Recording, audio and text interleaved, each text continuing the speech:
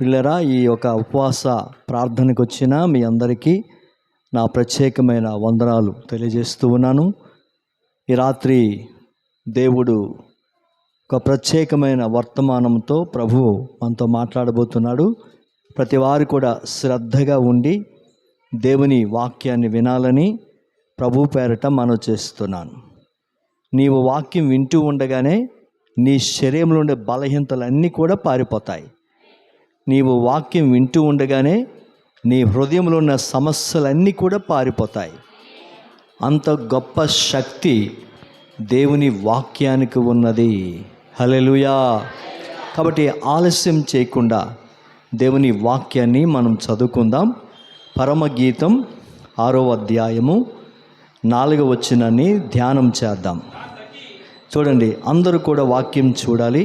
ప్రభు చిత్తమైతే ప్రతి శుక్రవారం సాయంకాలం పరమగీత ధ్యానాలను మనం ధ్యానం చేద్దాం. ఎవరు కూడా మిస్ అవ్వద్దండి. చాలా ఆశీర్వాదకరమైన వర్తమానాలు ఇందులో ఉన్నాయి. ప్రతి వారికి ఎంతో అద్భుతమైన విషయాలు, మన ఆత్మీయ జీవితానికి ఎంతో ఉపయోగపడే విషయాలు ఈ పరమగీతంలో ఉన్నాయి. కాబట్టి ప్రభు చిత్తమైతే ప్రతి శుక్రవారం సాయంకాలం పరమగీత గీతంలో ఉండే ధ్యానాలను మనం ధ్యానం చేద్దాం. ప్రభు ఇచ్చిన ప్రతి మాట మన హృదయంలో చేర్చుకుందాం. ఈరోజు ప్రభు ఇచ్చిన అంశం ఏమిటంటే, ఈ పరమగీతం 6వ అధ్యాయము 4వ వచనాన్ని మనం చదివితే, నా సఖి నీవు తిర్సా పట్టణం వలె సుందరమైన దానవు, యెరూషలేము అంతా సౌందర్యవంతురాలవు, టెక్కెములు ఎత్తిన సైన్యము వలె భయము పుట్టించు దానవు. చాలండి పిల్లరా, దయచేసి వాక్యమక అంశం ఏమిటంటే, నా సఖి నీవు తిర్సా పట్టణం వలె సుందరమైన దానవు. చెప్పండి, నా సఖి నీవు తిర్సా పట్టణం వలె సుందరమైన దానవు అనే అంశాన్ని ఇప్పుడు మనం ధ్యానించబోతున్నాం. అందరూ జాగ్రత్తగా వినాలి. ఈ పరమగీతం 6వ అధ్యాయము 4వ వచనములో ఎవరు మాట్లాడుతున్నారంటే, ప్రియుడు మాట్లాడుతూ ఉన్నాడు. ప్రియుడు అంటే ఎవరు? యేసు ప్రభుల వారు. చూడండి, తన ప్రశస్తమైన రక్తము చేత విమోచింపబడిన సంఘం, తన పరిశుద్ధమైన రక్తము చేత ఎవరినైతే దేవుడు విమోచించాడో ఆ సంఘముతో దేవుడు మాట్లాడే మాటలు ఏమిటంటే, నా సఖి నీవు తిర్సా పట్టణం వలె సుందరమైన దానవు అని చెప్తున్నాడు. అందరూ జాగ్రత్తగా వినండి. కాబట్టి ఈ 6వ అధ్యాయము 4వ వచనములో ఎవరు మాట్లాడుతున్నారు? ప్రియుడు మాట్లాడుతున్నాడు. ప్రియుడంటే మనకు ఎవరు గుర్తు రావాలి? యేసుక్రీస్తు ప్రభుల వారు మనకు గుర్తు రావాలి. ఎందుకు ప్రియుడంటే, మన కోసం ప్రాణం పెట్టినవాడు, మన కోసం గాయం పొందినవాడు, మన కోసం తన రక్తాన్ని ధారపోసినవాడు, మన కోసం తన జీవితాన్ని త్యాగం చేసినవాడు, మన కోసం తన ప్రాణాన్నే పణముగా పెట్టినవాడు. ఇన్ని కార్యాలు చేసిన యేసుక్రీస్తు ప్రభుల వారు అసలు సిసలైన ప్రియుడు ఎవరంటే యేసు ప్రభుల వారే. ఈ ప్రపంచంలో నిజమైన ప్రియుడు, నిజమైన స్నేహితుడు, నిజమైన దేవుడు ఎవరంటే యేసుక్రీస్తు ప్రభు ఉన్నాడు. హల్లెలూయా.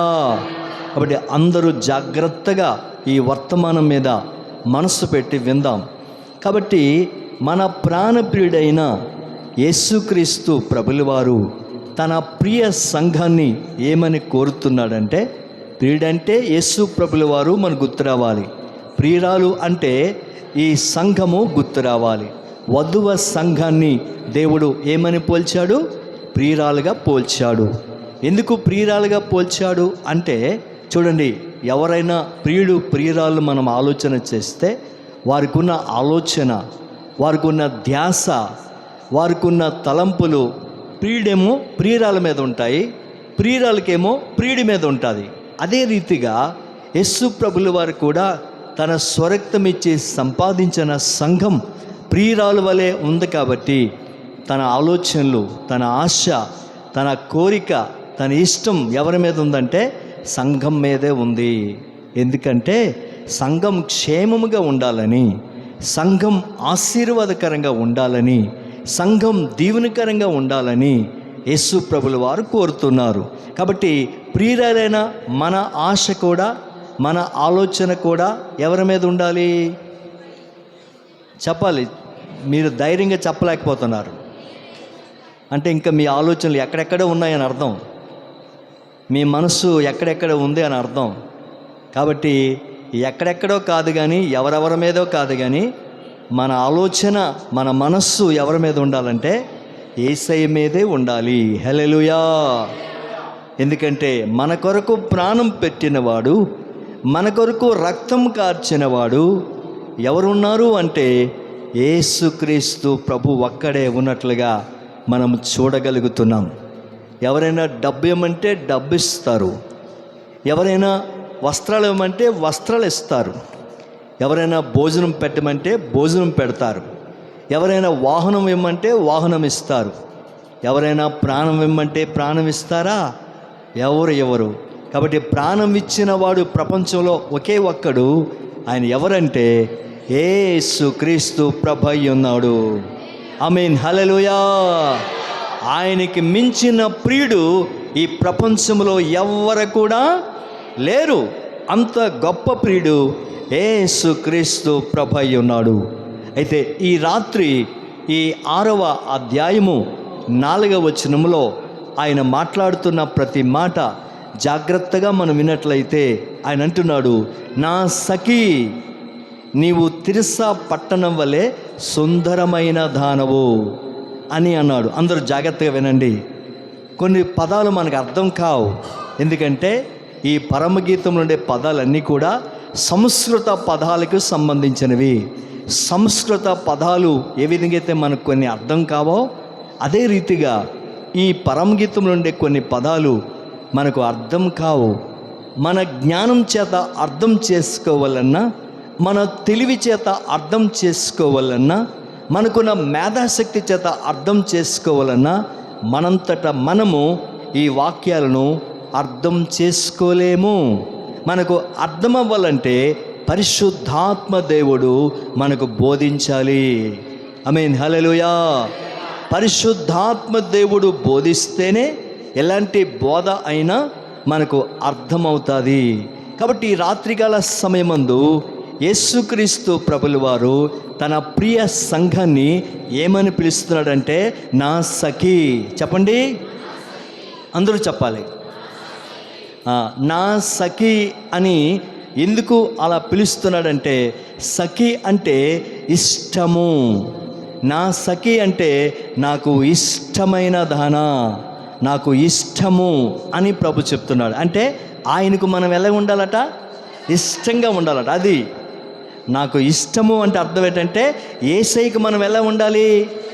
ఇష్టంగా ఉండాలి. ఉదాహరణకి పెళ్లి చూపులకు వెళ్ళేటప్పుడు ఆ పెళ్లి కుమారుడిని, పెళ్లి కుమార్తెను ఎదురు బుదురు కూర్చొని పెడతారు, కుర్చీలేసి. ఎందుకంటే పాస్ట్ గారిగా మాకు చాలా అనుభవాలు ఉన్నాయి. ఈ మధ్యకాలంలో చాలా సంబంధాలకు వెళ్తాం కాబట్టి మన సంఘమే కాకుండా బయట పాస్ట్ గారు, బయట సంఘస్థులు, కొంతమంది పరిచయస్తులు పాస్ట్ గారు మా అబ్బాయికి సంబంధం చూడరు, మా అమ్మాయికి సంబంధం చూడరు అని చాలామంది చెప్తూ ఉంటారు. దేవుని బిడ్డలు కాబట్టి సరేలే, ఎందుకంటే వారు మన బిడ్డలే, వారు మన సంఘమే అనే ఉద్దేశంతో కొన్ని సంబంధాలకు వెళ్ళేటప్పుడు ఏం చేస్తారంటే అబ్బాయికి అమ్మాయిని ఎదురు బుదురుగా కుర్చీలో కూర్చొని పెడతారు. కూర్చొని పెట్టిన తర్వాత అబ్బాయిని అడుగుతారు, బాబు నీకు ఇష్టమేనా అని అడుగుతారు. అప్పుడు ఏమంటాడు అబ్బాయి? అంటాడు. అమ్మాయిని అడుగుతారు, అమ్మ నీకు ఇష్టమేనా? ఆమె కూడా ఏమంటుంది? అంటుందా? అంటుందా? అంటే అది మీరే బాగా చెప్తారు చూడండి. అంటే అర్థం ఏంటి? ఇష్టం లేదని అర్థం. అంటే ఇష్టం ఉందని అర్థం. అయితే వారి ఇష్టాలు ఏమిటంటే అబ్బాయి ఇష్టం, అమ్మాయి ఇష్టం చూస్తే అబ్బాయికి అమ్మాయి ఎలా కనిపించాలా? ఇష్టంగా ఉండాలంటే ముందు ఎలా కనిపించాలా? అందంగా కనిపించాలా, తెల్లగా కనిపించాలా. దేవుని స్తోత్రం. హల్లెలూయా, హల్లెలూయా. ఒకసారి నాకు పరిచయం ఉన్న ఒక వ్యక్తికి ఆయన అనుకున్నట, నేను ఎవరినైనా చేసుకుంటే అందంగా ఉండే అమ్మాయి, తెల్లగా ఉండే అమ్మాయి నేను వివాహం చేసుకోవాలని అనుకున్నాడట ఆయన. సరే అని చెప్పి, ఏమండి, ఒక అందంగా ఉన్న అమ్మాయిని తన మనసులో ఏమనుకునేవాడు, ఏమనుకున్నా, తెల్లగా ఉన్న అమ్మాయి, అందంగా ఉన్న అమ్మాయి నేను పెళ్లి చేసుకోవాలనుకుంటే, చివరికి తెల్లగా ఉండి అందంగా ఉండే ఒక అమ్మాయి ఆయన వివాహం చేసుకున్నాడట. వివాహం చేసుకున్న తర్వాత ఆవిడ వారం వారికి మా కన్నవారి ఇంటికి వెళ్తాను, ఒకసారి మా అమ్మకి బాగోలేదు, ఒకసారి మా నాన్నకి బాగోలేదు, ఒకసారి మా చెల్లికి బాగోలేదు, ఒకసారి మా అక్కకి బాగోలేదని ఇలా వంకలు పెట్టి వారం వెళ్ళిపోతుండేదట కన్నవారింటికి. కొంతకాలం అయిన తర్వాత భర్తకు అనుమానం వచ్చి, ఏంటి ఈవిడి ఏదో ఒక వంక పెట్టుకొని వెళ్ళిపోతుంది, ఒకసారి సడన్గా సరే నువ్వు వెళ్ళు అని పర్మిషన్ ఇచ్చాడట. ఆవిడ వెళ్ళిపోయిన తర్వాత ఆ సాయంత్రం వాళ్ళ అత్తవారింటికి వెళ్ళాడట. వారి అత్తవారింటికి వెళితే వాళ్ళ అత్తలు అంటున్నారు, లేదు బాబు అలా బజార్కి వెళ్ళిందా అని చెప్పారట. తీరా పక్కింటి వాళ్ళు అడిగితే ఆవిడ రికార్డింగ్ డ్యాన్స్కి వెళ్ళిందని చెప్పారట వాళ్ళు. అంటే ఆవిడ రికార్డింగ్ డ్యాన్స్లో ఒక డ్యాన్సర్ అనమాట. అర్థమైందండి? ఈయన ఏమనుకున్నాడు, తెల్లగా ఉండాలి, అందంగా ఉండాలనుకో. చివరికి ఎలాంటి ఆవిడ దొరికింది, రికార్డింగ్ డ్యాన్స్ ఆవిడ దొరికింది. చూశాడు లాభం లేని చెప్పి ఆవిడ విడాకులు ఇచ్చేసాడు, మరలా వేరే ఆమెనే వివాహం చేసుకున్నాడు. ఎందుకు ఇలా చెప్తున్నానో తెలుసా? చాలామంది మనుషులు అందంగా ఉండేవాళ్ళు, బాగా తెల్లగా ఉండేవాళ్ళు, నా కంటికి బాగా నచ్చిన వాళ్ళు నాకు కావాలనుకుంటారు, కానీ అందులో మోసం ఉన్న సంగతి కొంతమందికి తెలీదు. కాబట్టి దేవుని ప్రజలారా, ఎందుకు విషయం చెప్పానంటే, మనం ఏ విషయాలు కూడా మోసపోకూడదని, మనం ఏ విషయాలు కూడా నష్టపోకూడదని, అందుకే విషయాలు ఎరిగి మీకు చెప్తున్నాను. ఒక కేవలం అందమైన అమ్మాయి విషయమే కాదు, కానీ కొన్నిసార్లు మనం వెళ్ళే బజార్లో కానీ, మనం వెళ్ళే ఆ ఫర్నిచర్ కానీ, మనం వెళ్ళే కొన్ని షాపుల్లో కానీ చూస్తే బట్టలు కావచ్చు, వస్తువులు కావచ్చు, కాయగూరలు కావచ్చు, ఏమంటే బట్టలు అమ్మే వ్యక్తి అంటాడు, మేడం ఈ చీర చాలా ఖరీదైందండి, చాలా మంచిదండి, ఒరిజినల్ అండి అంటాడు. ఒరిజినల్ మంచిది అని చెప్పేసరికి మనం 5,000 10,000 ఇచ్చేసి కొనేస్తాం. తీసుకొచ్చి ఒకసారి కట్టి నీటిలో పెట్టేసరికి ఎక్కడ రంగు అక్కడ వదిలేస్తుంది. అర్థమైందండి? ఒక సంవత్సరం అయ్యేసరికి ఆ చీర రంధ్రాలు పడిపోద్ది, ఆ చీర పనికి రాకుండా మసిగుడ్డలాగా మారిపోతుంది. అంటే అర్థం ఏంటి? అందులో నాణ్యత లేదు. కాబట్టి మనం ఏమైపోయాం? మోసపోయాం. కాబట్టి అలాంటి మోసాలు, అలాంటి పరిస్థితులు లోకములో ఎన్నో జరుగుతున్నాయి. కాబట్టి నువ్వు దేవుని బిడ్డగా మోసపోకుండా ఉండాలంటే నీలో వాక్యము ఎక్కువ ఉండాలి. హల్లెలూయా. కాబట్టి మనుషుల మాటలు బట్టి మనం మోసపోకూడదు, మనం చూసే ఆ రంగులు బట్టి మనం మోసపోకూడదు, మనకు కనబడుతున్న ఆ లోకములో కనిపిస్తున్న ఆ అందాలు బట్టి మనం మోసపోకూడదు. మనం మోసపోకుండా ఉండాలంటే దేవుని వాక్యము మన హృదయం నిండా ఉండాలి. హల్లెలూయా. కాబట్టి దేవుని ప్రజలారా, మనుషులైతే అందాన్ని బట్టి కోరుకుంటారు, కానీ దేవుడికి మన ఇష్టంగా ఉండాలంటే ఈ వాక్యం వింటున్న నీవు దేవునికి ఇష్టంగా కనిపించాలి. ఈ వాక్యం వింటున్న నేను దేవునికి ఇష్టంగా కనిపించాలి. ఈ వాక్యం వింటున్న మనము దేవునికి ఇష్టంగా ఉండాలి. ఇష్టంగా ఉండాలంటే నేను అందంగా తయారవ్వాలా? ఇష్టంగా ఉండాలంటే నేను మంచి పౌడర్ రాసుకోవాలా? నేను ఇష్టంగా ఉండాలంటే మంచి ఫేస్ క్రీమ్ వాడాలా? లేకపోతే ఏది మంచి ఖరీదైన బట్టలు వేయాలా? కానీ కాదు, నా సొంత మాటలు బట్టి కాదు, దేవుని వాక్యాన్ని బట్టి మనం చూద్దాం. మనం దేవునికి ఇష్టంగా ఉండాలంటే ఎలా ఉంటే దేవునికి ఇష్టంగా ఉంటాం అనే ఆలోచన వస్తే ఒక్కసారి మనం చదువుకుందాం. 16వ కీర్తన 3వ వచనం చదువుకుందామా? నేను ఇలాగూ అందును, భూమి మీద ఉన్న భక్తులే శ్రేష్ఠులు, వారు నాకు కేవలము ఇష్టలు. చూడండి, దేవునికి మనం ఇష్టంగా కనిపించాలంటే, దేవునికి మనం ఇష్టలుగా ఉండాలంటే ఇక్కడ చెప్తున్నాడు, వాక్యంలో ఏం రాయబడి ఉందంటే, భూమి మీద ఉన్న భక్తులే శ్రేష్ఠులు, వారు నాకు కేవలము ఇష్టలు. అంటే నీవు దేవునికి ఇష్టంగా కనిపించాలంటే, నేను దేవునికి ఇష్టంగా కనిపించాలంటే నాలో భక్తి ఉండాలి. చెప్పండి, చెప్పాలి. నాలో భక్తి ఉండాలి. నాలో ఎప్పుడైతే భక్తి ఉంటుందో అప్పుడు నేను దేవునికి ఎలా కనిపిస్తాను? ఇష్టంగా కనిపిస్తాను. నువ్వు నల్లగా ఉన్నావా, తెల్లగా ఉన్నావా, నీవు అందంగా ఉన్నావా, అందవిహీనుగా ఉన్నావా, దేవుడు నీ అందాన్ని బట్టి కోరుకోవడం లేదు, నీ తెలుపుదనం బట్టి దేవుడు కోరుకోవడం లేదు, నువ్వు సౌందర్యంగా ఉండాలని దేవుడు కోరుకోవడం లేదు, నీ రూపాన్ని దేవుడు లక్ష్య పెట్టేవాడు కాదు, నీ అందాన్ని దేవుడు లక్ష్య పెట్టేవాడు కాదు.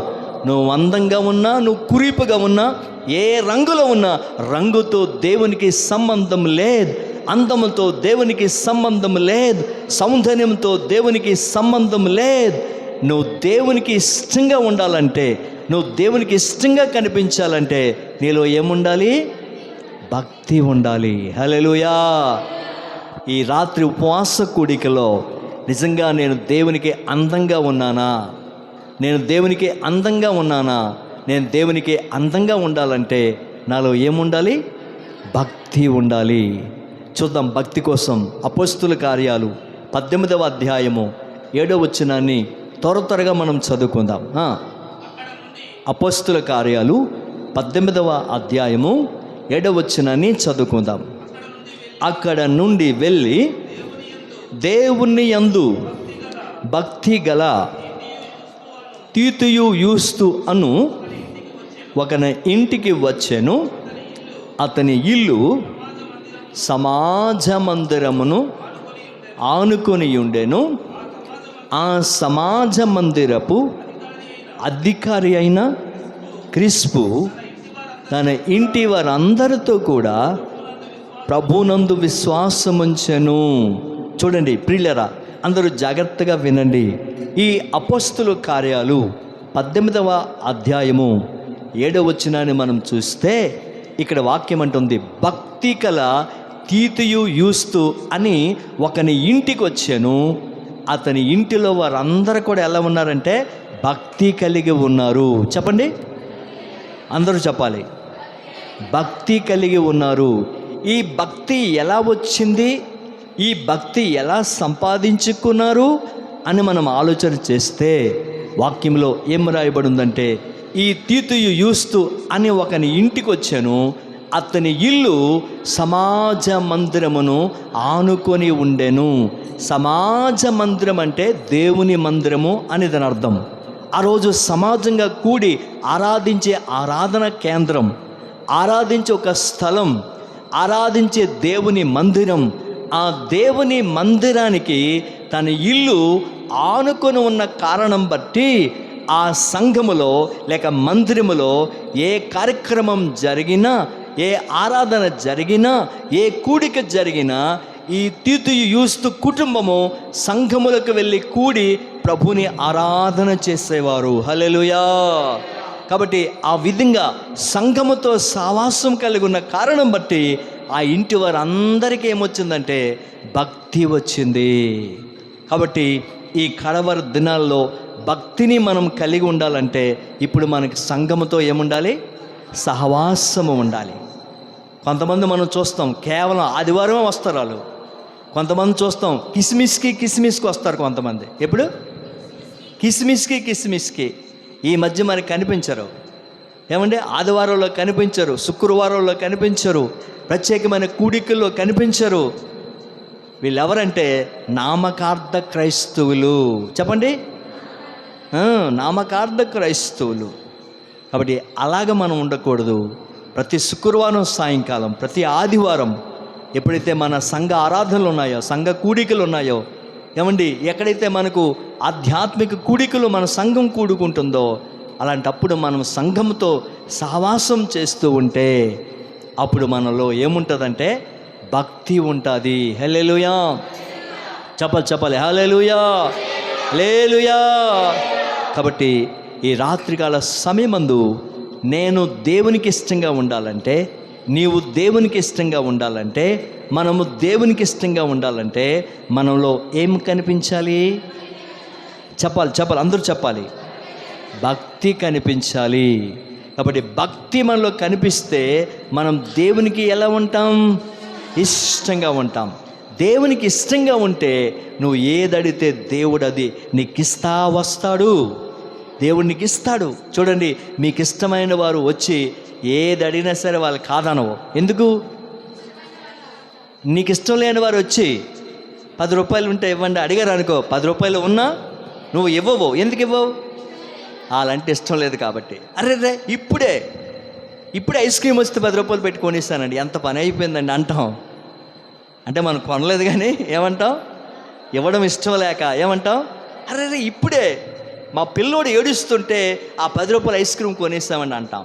అంటే వాళ్ళకి ఇవ్వడం ఇష్టం. అంటే వాళ్ళంటే ఇష్టం లేదు కాబట్టి అలాగ ఉంటుంది. అది ఇష్టం ఉన్న వాళ్ళు అయితే 10 రూపాయలు కాదు 1000 రూపాయలు అడిగినా, అవసరం 1,00,000 రూపాయలు అడిగినా, మనతో లేకపోయినా అప్పు చేసి తీసుకొచ్చి మనం ఇస్తాం. ఎందుకు? మీరు ఎవరు మాట్లాడలేదు సరిగా, చెప్పండి అమ్మా. ఇక్కడ మీరు బ్యాంకుల దగ్గర, కొలాయిల దగ్గర ఏమండి, కాబట్టి అలాంటి దగ్గర పెద్ద నోరు తెరిచి అని పెద్ద గొంతుతో మాట్లాడతారు. కాబట్టి అక్కడ కాదు మాట్లాడవలసింది. ఎక్కడ మాట్లాడాలి? దేవుని సన్నిధిలో మనం మాట్లాడాలి. ప్రభు చెప్తున్నాడు, నీ నోరు తెరువము, నేను దాన్ని నింపెదను. హల్లెలూయా, హల్లెలూయా.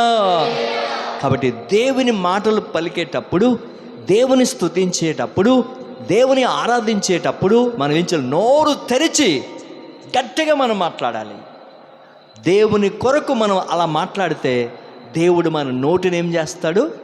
నింపుతాడు. దేవుని స్తోత్రం. హల్లెలూయా, హల్లెలూయా. కాబట్టి మనము దేవుని విషయాల్లో సిగ్గుపడేవారిగా మనం ఉండకూడదు. ఇక్కడ మనం సిగ్గుపడితే పరలోకం వెళ్ళిన తర్వాత దేవుడు కూడా మన కోసం సిగ్గుపడతాడట. కాబట్టి అలా సిగ్గుపడేవారిగా కాకుండా ధైర్యంగా దేవుని మాటలు చెప్పేవారిగా మనం ఉండాలి. కాబట్టి మొట్టమొదటిగా మనం ఏం చూస్తామంటే, మన ప్రియుడైన యేసుక్రీస్తు ప్రభుల వారికి మనం ఎలా ఉండాలి? ఇష్టంగా ఉండాలి. ఇష్టంగా ఉండాలంటే మనలో ఏముండాలి? ఓకే, చాలా సంతోషం. చెప్పడానికి చాలా విషయాలు ఉన్నాయి, కానీ సమయం ముందుకు వెళ్తుంది కాబట్టి త్వరగా మనం ముందుకు వెళ్దాం. రెండవది మనకేం నేర్పిస్తుందంటే, రెండవది ఏముందంటే, యెరూషలేమంత సౌందర్యవంతురాలవు. చెప్పండి, యెరూషలేమంత సౌందర్యవంతురాలవు. సౌందర్యము అంటే అందము అనేదని అర్థం. అంటే చూడండి, కొంతమంది సౌందర్యం అంటే కొన్ని వస్తువులు అలంకరించడం బట్టి, కొన్ని వస్త్రాలు ధరించడం బట్టి, కొన్ని ఆభరణాలు ధరించడం బట్టి ఆ వ్యక్తులకి ఏమొస్తుందంటే అందం వస్తుంది. అయితే పరిశుద్ధ గ్రంథములో అందము అనేది ప్రభు ఏం చెప్తున్నాడంటే, మనము అందం అంటే అందం కాదు, కానీ అందం కంటే విలువైనది ఏమిటంటే పరిశుద్ధత. చెప్పండి, దేవుడికి కావాల్సిన అందం ఏది? పరిశుద్ధత. అందం అంటే ప్రభు కోరుకున్న అందం ఈ భౌతికమైనది కాదు, కానీ ఈ ప్రకృతి సంబంధమైనది కాదు, కానీ దేవుడు కోరుకునే అందం ఏమిటంటే పరిశుద్ధత. పరిశుద్ధత కలిగి మనం ఉండాలని దేవుడు కోరుతున్నాడు. ఆ పరిశుద్ధత కోసం పౌలు చెప్తున్నాడు. మొదటి తెస్సలోనికీ పత్రిక చూద్దాం. మొదటి తెస్సలోనికీ పత్రిక త్వరగా చదువుకుందాం. మొదటి తెస్సలోని పత్రిక 4వ అధ్యాయము 5వ వచనాన్ని చదువుకుందాం త్వరగా. మీలో ప్రతివాడును దేవుని ఎరుగని అన్యజనుల వలె, మొదటి తెస్సలోనిక 4వ అధ్యాయం 5వ వచనం అదేనా? అదే చదువు.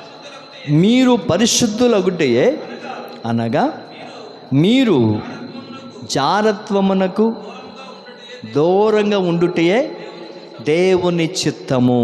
అంటే ఇక్కడ మొదటి తెస్సలోనిక పత్రిక 4వ అధ్యాయము 5వ వచనం మనం చూస్తే ఇక్కడ మొట్టమొదటి కనిపిస్తున్న పదం ఏమిటంటే పరిశుద్ధత. చెప్పండి. కాబట్టి పౌలు తెస్సలోనిక సంఘానికి ఏం చెప్తున్నాడంటే, ఓ సంఘమా, మీరు ఎన్నెన్నో కలిగి ఉన్నారు, మీరు ఏవేవో కావాలని ఆశపడుతున్నారు, మీరు ఏవేవో చేయాలని అనుకుంటున్నారు, ఇవి ఏవి ముఖ్యం కాదు. ప్రకృతి సంబంధమైనవి ఏవి ముఖ్యం కాదు. అయితే దేవుడు కోరుకున్నది ఏమిటంటే పరిశుద్ధత. ఆ పరిశుద్ధత మీలో కనిపించాలి, ఆ పరిశుద్ధత మనలో కనిపించాలి, ఆ పరిశుద్ధత మనం సంపాదించుకోవాలి, ఆ పరిశుద్ధత కలిగి మనం జీవించాలి అని పౌలు తెస్సలోనిక సంఘానికి ఆయన చెప్తూ ఉన్నాడు.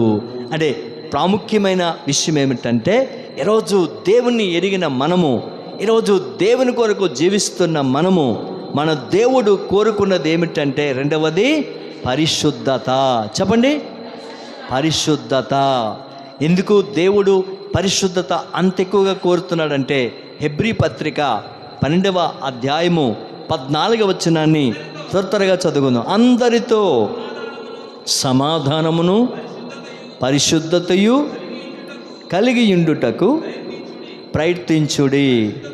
పరిశుద్ధత లేకుండా ఎవరునూ ప్రభుని చూడడు. కాబట్టి ప్రభుని చూడాలంటే, ప్రభుతో సహవాసం కలిగి ఉండాలంటే, ప్రభుతో కలిసి మనం జీవించాలంటే మన ప్రభు కూడా ఎవరైనా పరిశుద్ధుడు.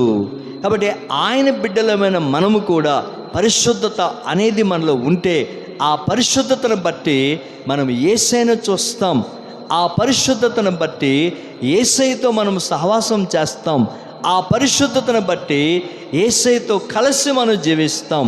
కాబట్టి రెండవది మన దేవుడు కోరుకున్నది ఏమిటంటే పరిశుద్ధత.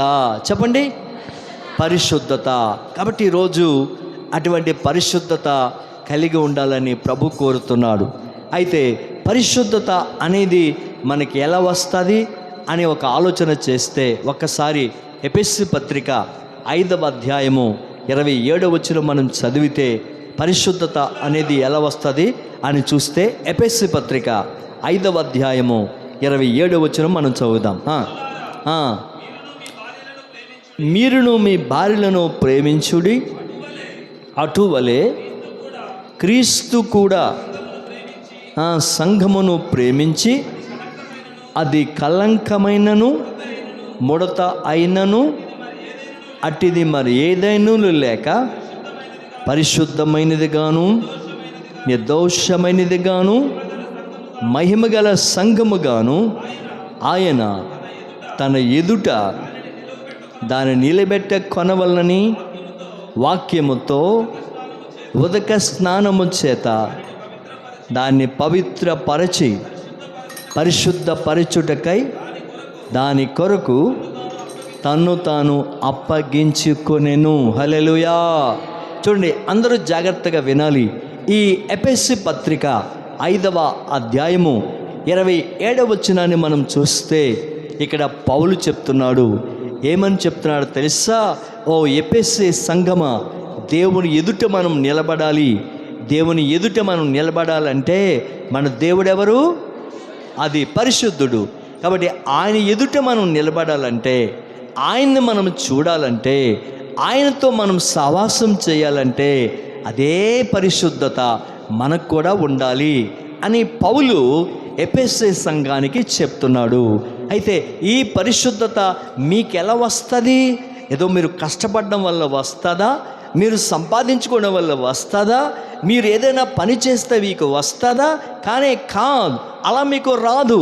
అయితే మీకు ఎలా వస్తుందంటే, వాక్యమైన ఉదక స్నానం చేత ఎవరైతే స్నానం చేయబడతారో, వాక్యమైన ఉదక స్నానం చేత ఎవరైతే శుద్ధి చేయబడతారో, వాక్యమైన ఉదకమనే వాక్యము చేత ఎవరైతే వాక్యమనే ఉదకం వారి మీద చల్లబడతాదో, ఆ ఉదకమనే స్నానం చేత మీరేమవుతారంటే పరిశుద్ధత అనేది మీకు కలుగుతుంది. హల్లెలూయా. అంటే ఇక్కడ పౌలు వాక్యాన్ని దేనికి పోల్చాడంటే మంచి నీళ్ళకి పోల్చాడు. చెప్పండి, ఉదకము అంటే మంచి నీళ్ళు. అంటే మంచి నీళ్ళతో మనం స్నానం చేస్తే శుభ్రపరచబడతాం. మంచినీళ్ళతో స్నానం చేస్తే మన శరీరం మీద మురికంతా పోతుంది. మంచినీళ్ళతో స్నానం చేస్తే చెమట వాసన పోతుంది. మంచినీళ్ళతో స్నానం చేస్తే శరీరం మీద ఉన్న జిడ్డంతా పోతుంది. కాబట్టి పౌలు వాక్యాన్ని దేనికి పోల్చాడంటే మంచి నీళ్ళకి పోల్చాడు, స్నానం అని పోల్చాడు. ఎందుకు స్నానం అని పోల్చాడో తెలుసా? అందరూ జాగ్రత్తగా వినండి. కాలు కడుక్కోవడం వేరు, చేతులు కడుక్కోవడం వేరు. కాలు కడుక్కుంటే కాలు శుద్ధి అవుతాయి, చేతులు కడుక్కుంటే చేతులు శుభ్రపరచబడతాయి. అంతేకాని నీ దేహం శుద్ధి చేయబడదు. అయితే స్నానం చేసిన వ్యక్తి తల మొదలుకొని కాళ్ళ వరకు ఏమవుతాడంటే శుద్ధి చేయబడతాడు. శరీరం మీద ఉన్న మట్టి పోతుంది, శరీరం మీద ఉన్న చెమట పోతుంది, శరీరం మీద ఉన్న మురుకు పోతుంది. అదే రీతిగా ప్రతి వ్యక్తి కూడా వాక్యమనే ఉదక స్నానం చేత కడగబడినప్పుడు ఆ వ్యక్తిలో ఉన్న మలినం, ఆ వ్యక్తిలో ఉన్న కల్మషం, మలినం అంటే పాపం, కల్మషం అంటే పాపం, శుద్ధి చేయబడ్డం అంటే మన శరీరం మీద ఉన్న మట్టి, మన శరీరం మీద ఉన్న మురుకు, మన శరీరం మీద ఉన్న చెమట ఏ విధంగా పోయి శుభ్రపరచబడతామో అదే రీతిగా వాక్యమనే నీళ్ళ చేత కడగబడినప్పుడు మనలో కూడా కల్మషం పోయి, మనలో ఉన్న మురుకు పోయి మనకేమొస్తుందంటే పరిశుద్ధత వస్తుంది. హల్లెలూయా. కాబట్టి వాక్యం వింటున్నప్పుడల్లా కూడా ఏం చెప్పాలో తెలుసా? ప్రభువా, నేను చాలా బలహీను తండ్రి, నేను చూపు ద్వారా పడిపోతాను, నా మాట ద్వారా పడిపోతాను, నా ఆలోచన ద్వారా పడిపోతాను. కాబట్టి నీ వాక్యమనే ఉదక స్నానం చేత నన్ను కడుగు ప్రభువా. నేనంత పరిశుద్ధుడిని కాం, నేనంత నిర్దోషిని కాం, నేనంత నీతిమంతుడిని కాం. కాబట్టి లోకములో బ్రతుకుచున్న ఎవరం కూడా అంత పరిశుద్ధులం కాం. ఎందుకో తెలుసా? ప్రకృతమైన లోకములో చూస్తున్నాం, కొన్నిసార్లు మనం చూసే చూపుల ద్వారా మోహచూపులు అవుతాయి, అది కూడా పాపమే. మనం మాట్లాడే మాటల ద్వారా కొన్ని అనేకమైన విస్తారమైన మాటల్లో దోషం ఉండక మానదు అని వాక్యములో ఉంది. మాటల్లో దోషం, ఆలోచనలో దోషం, చూపుల్లో దోషం, ప్రవర్తనలో దోషం, చేసే పనుల్లో దోషం, ఇవన్నీ కూడా పాపం అనేది కలుగుతూ ఉంటుంది. ఈ పాపాలు కనబడడం వల్ల, ఈ పాపం ఉండుట వలన మనిషి పాపిగా మార్చబడుతున్నాడు. అయితే ఈ పాపం ఎలా పోతుందంటే దేవుని వాక్యము, దైవ సేవకుడు ఆత్మచేత నింపబడి వాక్యం బోధిస్తున్నప్పుడు ఈ వాక్యం చేత నన్ను కడుగు ప్రభువా, ఈ వాక్యం చేత నన్ను సరిచే ప్రభువా, ఈ వాక్యం చేత నన్ను శుద్ధి చేయ ప్రభు అని ఎవరైతే పశ్చాత్తాపంతో అడుగుతారో వారిలో ఉన్న కల్మషం అంతా పోయి అప్పుడు మనకు పరిశుద్ధత కలుగుతుంది. హల్లెలూయా, హల్లెలూయా. అందుకే అపోస్తలుడైన పౌలు చెప్పాడు, దేవుని వాక్యము ఎలా పోల్చాడంటే అద్దంతో పోల్చాడు. చెప్పండి, అద్దంతో పోల్చాడు. ఎందుకు అద్దంతో పోల్చాడు? ఎప్పుడైనా నువ్వు ఆలోచన చేసావా? చూడండి, మీ ఇంట్లో నిలువుట అద్దం ఉంటుంది, డ్రెస్సింగ్ టేబుల్ అంటారు. డ్రెస్సింగ్ టేబుల్ అంటే నిలువుట అద్దం. నిలువుట అద్దం అనేది మనం చూస్తే నీ కాళ్ళ మొదలుకొని నీ తల వరకు కూడా చూపిస్తుంది. ఏం చూపిస్తుందో తెలుసా? నీ చేతుల్లో సరిలేకపోతే, నీ జుట్టు సరిలేకపోతే, నీ ముఖం సరిలేకపోతే అద్దం ఏమంటుందో తెలుసా? నీ జుట్టు సరిలేదు, సరిగా దువ్వు. నీ ముఖం సరిలేదు, నీ ముఖం శుభ్రపరచు. నీ బట్ట సరిలేదు, నీ వస్త్రాలు సరిచేసుకో. నీ పాదాలు మురిగ్గా ఉన్నాయి, నీ పాదాలు కడుక్కో అని చెప్పి అద్దము మనలో ఉన్న లోపాలన్నీ చూపిస్తుంది. అదే రీతిగా వాక్యం వింటూ ఉంటే నీలో ఏ లోపం ఉందో నీకు తెలుసు. వాక్యం వింటూ ఉంటే నాలో ఏ లోపం ఉందో నాకు తెలుసు. వాక్యం వింటూ ఉంటే నాలో ఏ బలహీనతలు ఉన్నాయో నాకు తెలుసు. ఆ ప్రభు లోపాలు చూపించినప్పుడు సరిచేసుకునే బాధ్యత నాలో ఉంది, సరిచేసుకునే బాధ్యత నీలో ఉంది. అలా కాకుండా సరిపెట్టుకొని వెళ్ళిపోతే ఆశీర్వాదం చూడవు, ఆరోగ్యాన్ని చూడవు, నెమ్మది చూడవు, దీర్ఘాయువు నీకు ఉండదు, స్వస్థత రాదు. ఎన్ని ప్రార్థన చేసినా, ఎన్నిసార్లు భక్తి చేసినా అనుకున్నది ఒక్కటి కూడా జరగదు. ఎందుకో తెలుసా? దేవుడు చేయాలని ఆశపడుతున్నాడు కానీ, దేవుడు ఇవ్వాలని ఆశపడుతున్నాడు కానీ, దేవుడిని ప్రార్థనకు జవాబు ఇవ్వాలని ఆశపడుతున్నాడు కానీ, నీలో ఉన్న బలహీనతను బట్టి ఆ ఆశీర్వాదాలు రాకుండా ప్రక్కకి వెళ్ళిపోతున్నాయి. దయచేసి రాత్రికాల సమయంలో ఆ విధంగా కాకుండా ప్రభు చెప్పిన ప్రతి మాట మనం విని మనలో ఉండే లోపాలు సరిచేసుకొని పశ్చాత్తపడి దేవుని ఎదుట ఒప్పుకొని సరిచేపడితే పరలోక సంబంధమైన ఆశీర్వాదాలన్నీ కూడా నీ మీదకి వస్తాయి. హల్లెలూయా, హల్లెలూయా. కాబట్టి ఈ రాత్రికాల సమయమందు పౌలు చెప్తున్నాడు, మనము దేవుని ఎదుట నిలబడాలంటే వాక్యమనే ఉదక స్నానం మనకు కావాలి అని చెప్పాడు. ఎవరైతే వాక్యం చేత కడగబడతారో వారిలో ఉన్న పాపమంతా పోయి వారు ఏమవుతారంటే పరిశుద్ధత అనేది వారిలో కలుగుతుంది. పరిశుద్ధత మనకి ఎలా వస్తుంది? వాక్యం చేత కడగబడినప్పుడు. పరిశుద్ధత మనం ఎలా పొందుకుంటాం? వాక్యం చేత సరిచేయబడినప్పుడు. పరిశుద్ధత అనేది మనలో ఎలా మనం సంతరించుకుంటాం? వాక్యం చేత సరిచేయబడినప్పుడు మనలో పరిశుద్ధత అనేది మనం కలిగి జీవిస్తాం అని దేవుని వాక్యములో మనం చూస్తున్నాం. హల్లెలూయా, హల్లెలూయా. కాబట్టి ఇక్కడ ప్రభు చెప్పిన మాట ఏమిటంటే, నా సఖి నీవు తిర్సా పట్టణం వలె సుందరమైన దానవు, యెరూషలేముకున్నంత సౌందర్యవంతురాలవు. కాబట్టి టెక్కెములెత్తిన సైన్యము వలె భయాన్ని కలిగించు దానవు అని చెప్పాడు. చివరి మాట చెప్పి నేను ముగిస్తాను. 2 మాటలు మనం విన్నాం. మొదటి మాట ఏమిటంటే, నా సఖి అనే పదాన్ని మనం విన్నాం. నా సఖి అంటే నాకిష్టమైన దానా, లేకపోతే నాకు ఇష్టము, నీవంటే నాకు ఇష్టం అని ప్రభు చెప్తున్నాడు. నీవంటే నాకు ఇష్టం అని ప్రభు చెప్తున్నాడు. కాబట్టి దేవునికి మనం ఎలా ఇష్టంగా ఉంటాం? మనలో భక్తి అనేది ఉంటే దేవునికి ఎలా ఉంటాం? ఇష్టంగా ఉంటాం. కాబట్టి దేవునికి ఇష్టంగా ఉండాలంటే మనలో ఏముండాలి? భక్తి ఉండాలి అని మనం తెలుసుకున్నాం.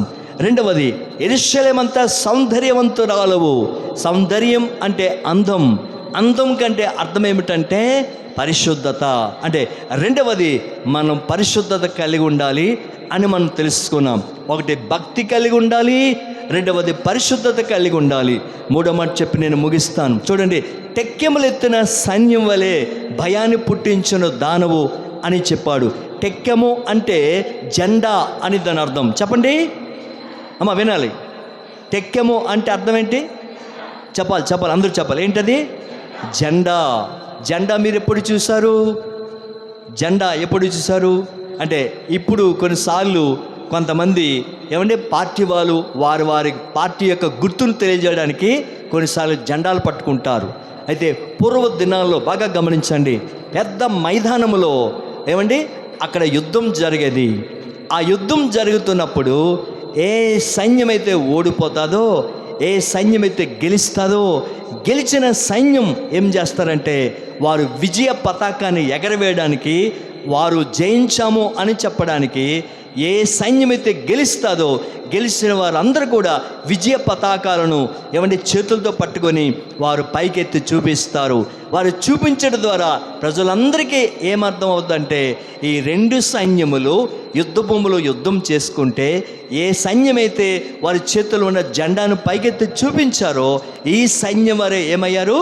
గెలుపు పొందారు, లేక జయ జీవితం పొందారు, వారి విజయాన్ని చూశారు అని ప్రజలకి అర్థమవుతుంది. ఎలాగ అర్థమవుతుంది ప్రజలకి?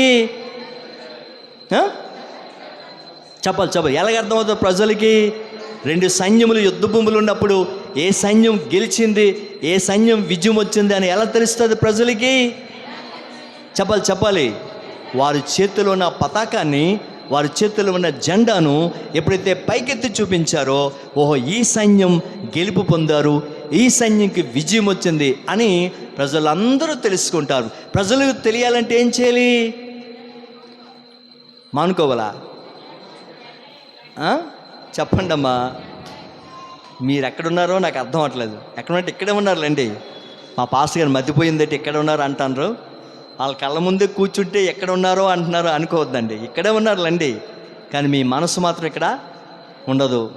అన్నం వండేసి వచ్చాం, కూర వండేసి వచ్చేసాం, చికెన్ వండేసి వచ్చేసాం.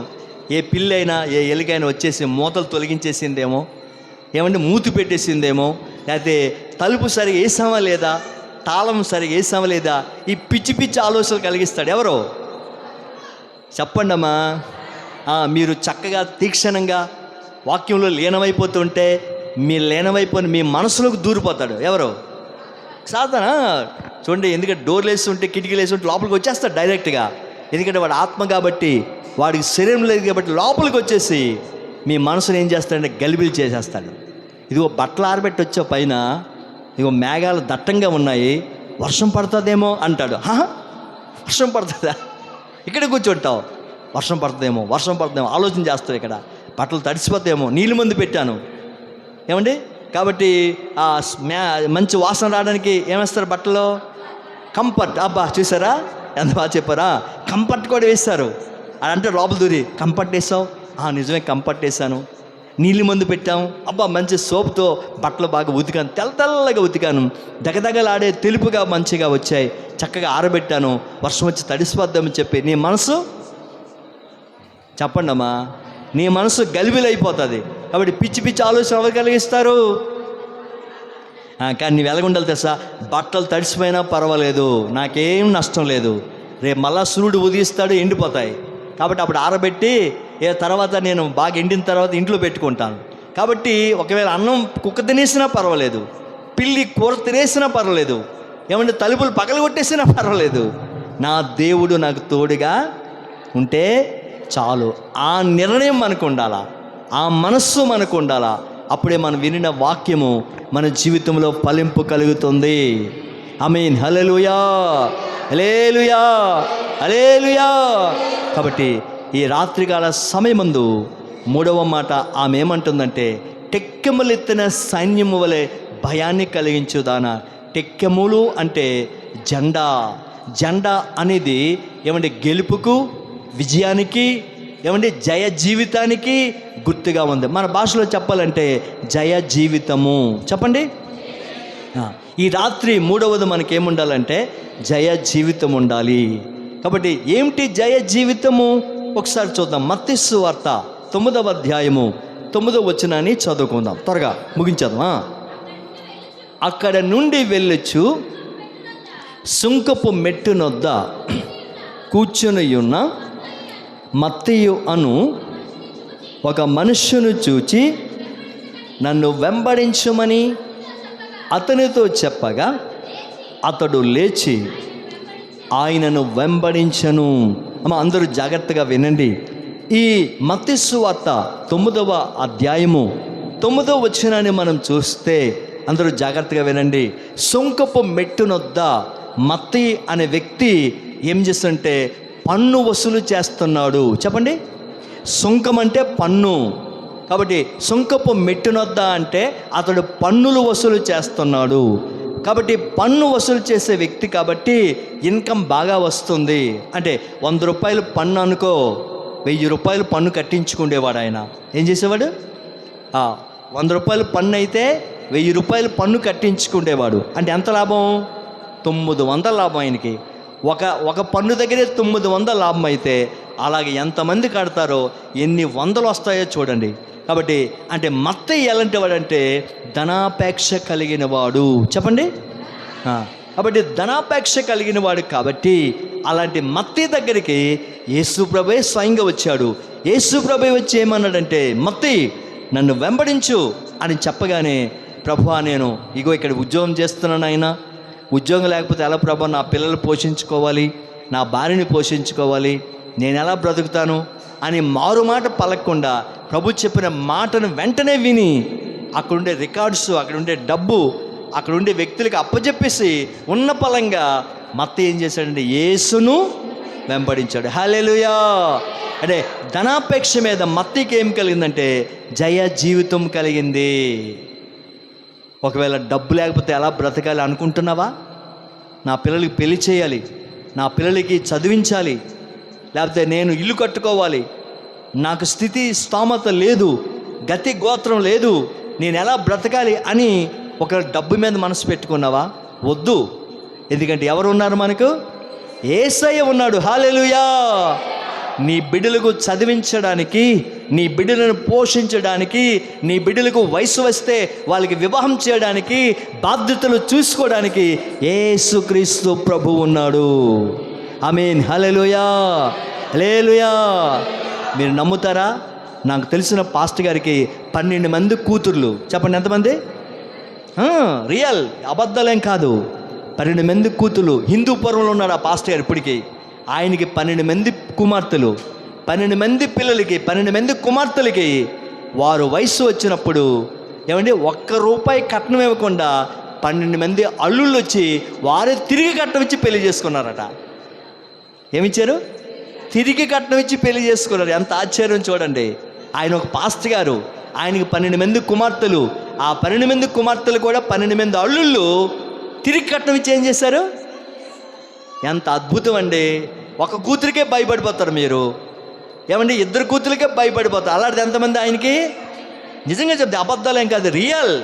దేవుడు చేసిన కార్యాలు అంత గొప్పవి. నువ్వు నమ్మాలే కానీ ఆయన మహిమను చూస్తావు. మన దేవుడు చేతగాని వాడి కాదు, మన దేవుడు చేయలేని వాడి కాదు. నీకు నమ్మకం ఉండాలి కానీ అద్భుతాలు చేసే దేవుడు గొప్పవాడై ఉన్నాడు. ఆమేన్. హల్లెలూయా, హల్లెలూయా. కాబట్టి ఈ రాత్రికాల సమయమందు ఆ మత్తయికి ధనాపేక్ష మీద ఏం కలిగింది? ఆయనకి ఏం కలిగిందమ్మా? జయ జీవితం కలిగింది. కాబట్టి ఆయన ఎప్పుడైతే అవన్నీ విడిచిపెట్టి యేసు దగ్గరికి వచ్చాడో, ఆయనే మత్తయి సువార్త రాశాడు. ఆయన 12 మంది శిష్యులు ఒక శిష్యుడిగా ఏమండి తీర్చిదిద్దబడ్డాడు. ఈరోజు ప్రపంచానికి ఆయన పేరు ప్రాకిపోయి మత్తయి అనే వ్యక్తి ద్వారా ఆ ప్రపంచానికి ఆయన పేరు ఏమండి అలా మృంగుతూ ఉంది. అంత గొప్ప సాక్ష్యం, అంత గొప్ప నేము, అంత గొప్ప ఆ యొక్క పేరు ద్వారా ఆ విధంగా రావడానికి కారణం ఏంటంటే, మత్తయి ఏం కలిగాడంటే, ఎప్పుడైతే ప్రభు దర్శించాడో, ఎప్పుడైతే యేసు ఆయన వద్దకు వచ్చాడో, ఆయనలో ఏం కలిగింది? జయ జీవితం కలిగింది. కాబట్టి ఈ రాత్రి నీ జీవితంలో కూడా కాబట్టి ప్రభు కోరుకున్నది ఏమిటంటే, ఇంకా దేవుని కంటే ఇష్టమైనది ఏదైనా ఒకవేళ నువ్వు అనుకుంటున్నావేమో, దేవునికి ఇష్టం లేనివి ఒకవేళ నువ్వు ఇష్టపడుతున్నావేమో, దేవుని కంటే ఏమైనా ఎక్కువగా ప్రేమిస్తున్నావేమో, ఈ రాత్రి ప్రభు నీతో మాట్లాడుచున్నాడు. అయితే వాటి మీద నీకేం కావాలి? జయ జీవితం కావాలి. అది ఏం కావాలి? జయ జీవితం కావాలి ప్రియులారా. ఎప్పుడైతే జయ జీవితం మనం కలిగి ఉంటామో, మన జీవితంలో దేవుడు గొప్ప గొప్ప కార్యాలు ప్రభువు జరిగిస్తాడు. కాబట్టి ఈ రాత్రికాల సమయంలో వాటిపైన మనకేం కావాలి? జయ జీవితం కావాలి. ఇంకో మాట చూపించి ముగించేస్తాను. చూద్దాం. రూతు గ్రంథం 1వ అధ్యాయము 14వ వచనం 15వ వచనం చదువుకుందాం త్వరగా. రూతు గ్రంథం 1వ అధ్యాయము. వారు ఎలుగెత్తి ఏడవగా వార్ప తన అత్తను ముద్దు పెట్టుకొనెను, రూతు ఆమెను హత్తుకొనెను. ఇట్లుండగా ఆమె, ఇదిగో నీ తోడి కోడలు తన జనుల యొద్దకు తన దేవుని యొద్దకును తిరిగిపోయినది, నీవును నీ తోడి కోడల వలె వెంబడి వెళ్ళమనెను. హల్లెలూయా. పిల్లరా చూడండి, ఇక్కడ ఇద్దరు వ్యక్తులు కనిపిస్తున్నారు. ఒక ఆమె పేరేమో వార్ప, ఒక ఆమె పేరేమో రూతు. కానీ వార్ప ఏం చేసిందంటే, ఒకసారి అత్త దగ్గరికి వచ్చి నయోమితో మాట్లాడి నయోమిని ముద్దు పెట్టుకొని మరలా మోయాబు దేశానికి ఆమె వెళ్ళిపోయింది. అంటే లోకం మీద, పాపం మీద, ఆశల మీద వార్పకేం లేదు? జయ జీవితము లేదు. అందుకే ఇక్కడ తప్ప ఆమె పేరు ఎక్కడ ప్రస్తావన కనబడలేదు. విన్నారా? వార్ప పేరు ఈ రూతు గ్రంథంలో ఇక్కడే కాకుండా ఏ పుస్తకంలో కనిపించదు. కానీ రూతు పేరు అయితే ఏమండి క్రొత్త నిబంధనలో కూడా కనిపిస్తుంది, ఏమండి మత్తయి సువార్తలో కూడా కనిపిస్తుంది. ఆమె పేరు ఈరోజు వరకు కూడా ఏ దైవ సేవకుడైనా సరే రూతు కోసం అందరూ కూడా చెప్పుకుంటారు. కారణం ఏంటి? ఆమె జై జీవితం కలిగింది కాబట్టి. వార్ప జై జీవితం లేని కారణం బట్టి, జీవితంలో నష్టపోయిన కారణం బట్టి ఈ రూతు గ్రంథంలోనే ఆమె జీవితం ఇక్కడితో ముగింపు అనేది అయిపోయింది. పిల్లల బాగా గమనించండి. కానీ రాత్రి మత్తయి వలె జై జీవితం నీలో ఉంటే నిన్ను దేవుడు ఎంతవరకైనా దేవుడు ఆశీర్వాదాన్ని కలిగిస్తాడు, ఎంతవరకైనా నీ జీవితాన్ని ఆశీర్వాదకరంగా మారుస్తాడు. అయితే నీలో ఏముండాలి? జయ జీవితం ఉండాలి అని దేవుడు కోరుతున్నాడు. కాబట్టి మన వాక్యం యొక్క అంశం ఏమిటంటే, నా సఖి నీవు తిర్సా పట్టణం వలె సుందరమైన దానవు అని ఈ ఒక్క మాట ద్వారా 3 విషయాలు మనం తెలుసుకున్నాం. 1, మనలో భక్తి ఉండాలి. 2, పరిశుద్ధత ఉండాలి. 3, జయ జీవితం ఉండాలి. ఈ 3 నీలో ఉన్నట్లయితే నా దేవుడు నేను ఎంత ఉన్నతమైన స్థితిలోనికైనా ప్రభు తీసుకెళ్తాడు. హల్లెలూయా. అటువంటి కృప పరిశుద్ధాత్మ దేవుడు మనకి ఇవ్వాలని ప్రార్థన చేసుకుందాం. అందరూ లేచి నిలబడదాం. చివరి ప్రార్థన ఆశీర్వాదంతో ఈ యొక్క వాక్యాన్ని ముగించుకొని, ఈ ప్రార్థన ముగించుకొని ముందుకు వెళ్దాం. అందరూ లేచి నిలబడదాం. అందరూ లేచి నిలబడదాం. అందరూ లేచి నిలబడదాం. మోకలు ఎద్దు కానీ అందరూ లేచి నిలబడదాం. అందరం లేచి నిలబడదాం. ఒక్క మాట, చివరి మాట చెప్పి ముగింపు ప్రార్థన ఆశీర్వాదంతో మనం ఈ స్థలం నుంచి వెళ్ళిపోదాం. పిల్లల, ఈ రాత్రి ప్రభు నీతో మాట్లాడాడు. నా సఖి తిర్సా పట్టణమంతా సుందరమైన దానవు, అని ప్రభు చెప్పాడు. కాబట్టి ఈరోజు యేసయ్య నా సఖి అని నిన్ను పిలుస్తున్నాడు. నా సఖి అంటే నాకు ఇష్టమైన దాన. కాబట్టి ఆయనకి నువ్వు ఎలా ఇష్టం ఉంటావు? నువ్వు ఏ విధంగా ఏం చేస్తే నువ్వు ఇష్టంగా ఉండగలవు? కాబట్టి ఆయన కోరుకునే ఇష్టం ఈ లోక సంబంధమైనవి కాదు, ఈ ప్రకృతి సంబంధమైనవి కాదు. దేవుడు కోరుకునే ఇష్టం ఏమిటంటే నీలో భక్తి ఉండాలి. ఎప్పుడైతే నీలో భక్తి ఉంటుందో నువ్వు దేవునికి ఇష్టంగా ఉంటావు. రెండవది, యెరూషలేమంతా సౌందర్యవంతురాలు. సౌందర్యం అంటే అందం. దేవుడు కోరుకునే అందం ఈ భౌతికమైనది కాదు. దేవుడు కోరుకునే అందం పరిశుద్ధమైనది. దేవుడు కోరుకునే అందం పరిశుద్ధమైనది. పరిశుద్ధమైనది నువ్వు కలిగి ఉండాలి, పరిశుద్ధత నువ్వు కలిగి ఉండాలి అని ప్రభు కోరుతున్నాడు. మూడవది, టెక్కెములు అంటే జెండా. పిల్లల జెండా అనేది జయ జీవితానికి సూచనగా ఉంది. నీలో జయించే జీవితం ఉందా? ఎన్నో వాక్యాలు వింటున్నావు, ఎన్నో వాక్యాలు విని వెళ్ళిపోతున్నావు, కానీ ఏదైనా జయించే జీవితం నీలో ఉందా? మత్తయిను దేవుడు దర్శించినప్పుడు వెంటనే మత్తయి ఆ ధనాపేక్షను విడిచిపెట్టి వెళ్ళి వచ్చేసాడు. వెంటనే మత్తయి ఆ ధనాపేక్షను విడిచిపెట్టి యేసుని వెంబడించాడు. ఈరోజు మత్తయి వలె నీలో ఉన్న ఏ పాపమైనా, నీలో ఉన్న ఏ ఆశ అయినా, నీలో ఉన్న ఏ బలహీనత అయినా విడిచిపెట్టే గల వ్యక్తిగా ఉండగలవా? మత్తయి వలె విడిచిపెట్టగలవా? వాటిపైన జయ జీవితం నీకు ఉందా? ఒక్కసారి ఆలోచన చేద్దాం. నీకోసం దేవుడు రక్తం కార్చాడు, నీకోసం దేవుడు ప్రాణం పెట్టాడు, నీకోసం ఎన్నో త్యాగాలు చేశాడు. కానీ మనం అలా చేయలేకపోతున్నాం. మందిరానికి వచ్చినప్పుడు ఎంతో ప్రాధాయపడతాం, వాక్యం విన్నప్పుడు ఎంతో పశ్చాత్తాపడతాం. కాస్త లోకములకు వెళ్ళిన తర్వాత మరలా మనము లోకములో పడిపోతున్నాం. చేయరానివి కార్యాలు చేస్తాం, చూడరాని వాటిని దృశ్యాలు చూస్తాం, మాటలోడకొనివి విషయాలు మాట్లాడుతాం, చేయరాని పనులు చేస్తూ ఉంటాం. ఎంత భయంకరమైన పరిస్థితి! పరిశుద్ధాత్మ దేవుడు నీ క్షేమాన్ని కోరి నీతో మాట్లాడుతూ ఉన్నాడు. ఒక్కసారి ప్రభు వాక్యానికి లోబడతావా? ఒకసారి ప్రభు వాక్యానికి పశ్చాత్తాపడతావా? దేవుడు నీతో మాట్లాడుతున్నాడు, దేవుడు నిన్ను దర్శిస్తున్నాడు. ఆయన మెల్లని స్వరం నీకు వినిపిస్తున్నాడు. Glory glory glory. ఎంత మంచి దేవుడు! నీ కొరకు ఆఖరి రక్తపు బొట్టు వరకు కార్చాడు. కల్వరి సిలువ మీద ప్రాణం పెట్టాడు. ఒకరు తక్కువ 40 దెబ్బలు రోమా సైనికులు కొట్టారు. ఆ రోమా సైనికులు కొరడా కొడుతూ ఉంటే మాంసపు ముద్దలు ఊడిపోతూ ఉన్నాయి, రక్తం కారుతూ ఉంది. భయంకరమైన దెబ్బలు కొడుతూ ఉంటే నోరు తెరవలేదాయన, నోరు తెరవలేదు. ఎందుకు నోరు తెరవలేదంటే, నోరు తెరిస్తే నీ పాపానికి పరిహారం జరగదు. నీ పాపానికి పరిహారం జరగాలంటే ఆయన భరించాలి.